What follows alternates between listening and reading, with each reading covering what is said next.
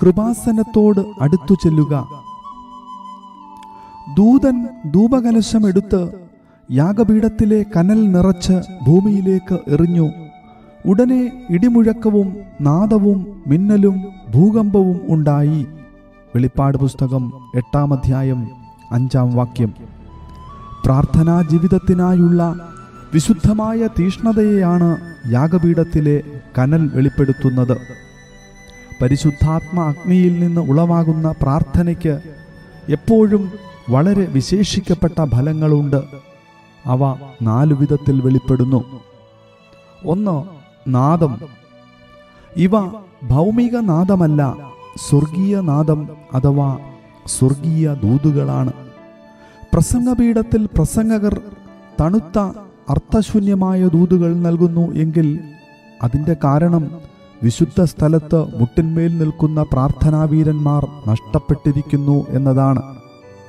വിശുദ്ധമായ സ്വർഗീയ എരിവുള്ള പ്രാർത്ഥനാവീരന്മാർ എഴുന്നേൽക്കണം. വിശുദ്ധിയുടെ ഉപദേഷ്ടാക്കന്മാരെ ലഭിക്കേണ്ടതിന് ശക്തമായ പ്രാർത്ഥനയിലൂടെ കൃപാസനത്തെ ചലിപ്പിക്കുവാൻ പ്രാപ്തരായ വിശുദ്ധന്മാർ നമുക്കാവശ്യമായിരിക്കുന്നു. 2. ഇടിമുഴക്കം. ഇത് ശത്രുക്കളുടെ മേൽ നമുക്ക് ലഭിക്കുന്ന വിജയത്തെ കുറിക്കുന്നു. 1 ശമൂവേൽ 7-ാം അധ്യായം 10-ാം വാക്യം.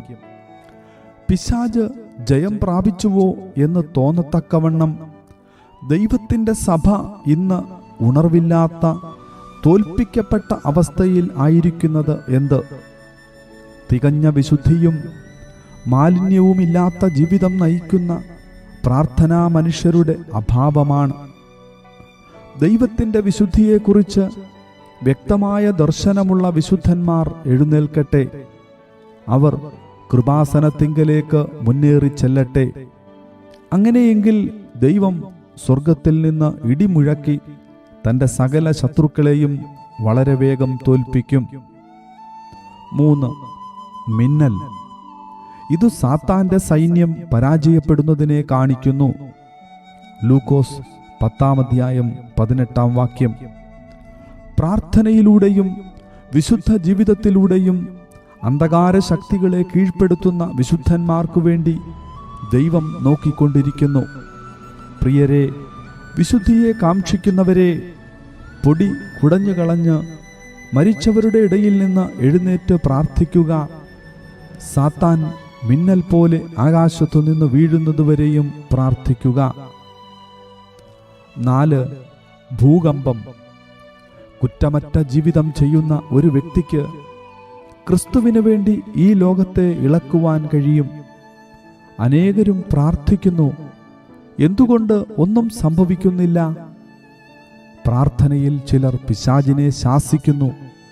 എന്നാൽ അവരിലെ രഹസ്യ പാപങ്ങളെക്കുറിച്ച് പരിഹസിച്ചുകൊണ്ട് പിശാച് അവരെ തിരിച്ച് ശാസിക്കുന്നു. തീർച്ചയായും നമ്മുടെ ദൈവം ഇന്നലെയും ഇന്നും എന്നേക്കും മാറാത്തവനാണ്. ഒരു വലിയ ആത്മീക ഭൂകമ്പം അയച്ച് ക്രിസ്തുവിനു വേണ്ടി ലോകത്തെ ഇളക്കുവാൻ അവൻ ഇപ്പോഴും ആഗ്രഹിക്കുന്നു. പാപത്തെ അല്ലാതെ മറ്റൊന്നിനെയും ഭയപ്പെടാത്തതും ദൈവത്തെ അല്ലാതെ മറ്റൊന്നിനെയും സ്നേഹിക്കാത്തതുമായ 100 പുരുഷന്മാരെ എനിക്ക് തരിക. ഏതു പശ്ചാത്തലത്തിൽ നിന്ന് അവർ വന്നു എന്നത് കാര്യമല്ല. ക്രിസ്തുവിനു വേണ്ടി ലോകത്തെ ഇളക്കുവാനും ദൈവരാജ്യം സ്ഥാപിക്കുവാനും അവർക്ക് കഴിയും എന്ന് ഒരിക്കൽ ജോൺ വെസ്ലി പറയുകയുണ്ടായി. കുറ്റമറ്റ ജീവിതത്തിലൂടെ കർത്താവ് നമ്മെ ഓരോരുത്തരെയും നിർമ്മല തങ്കം കൊണ്ടുള്ള ധൂപകലശമാക്കി തീർക്കട്ടെ.